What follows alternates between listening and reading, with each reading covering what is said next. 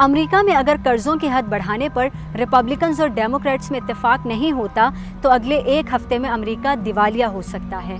امریکہ کے دیوالیہ ہونے کی صورت میں اس کا اثر عام شہریوں کی زندگیوں پر بھی ہوگا۔ 1 جون کو سابق فوجیوں کے بینیفٹس کے لیے $12 بلین ریلیز کرنے ہیں۔ پیسے نہ ہونے کی صورت میں ان کی پینشن رک سکتی ہے۔ حکومت نے 2 جون کو $25 بلین سوشل سیکیورٹی بینیفٹس کے لیے ادا کرنے ہیں۔ سوشل سیکیورٹی بینیفٹ ایک طرح سے گزارا الاؤنس ہے جو بے روزگار افراد کو ملتا ہے۔ امریکہ میں لاکھوں خاندان خوراک کے لیے مفت کوپنز پر انحصار کرتے ہیں۔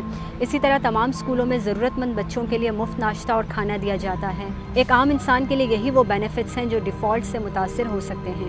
1 جون ہی کو میڈی کیئر کے لیے $47 ارب فراہم کیے جانے ہیں۔ صحت کی یہ سہولت 65 سال سے زیادہ عمر کے افراد اور معذور افراد کو حاصل ہے۔ ڈیفالٹ کی وجہ سے امریکہ میں گھر خریدنا بھی بہت مشکل ہو جائے گا۔ مارگیج میں انٹرسٹ ریٹس کی شرح 8.4% تک بڑھ سکتی ہے، جو آج تقریباً 6.4% ہے۔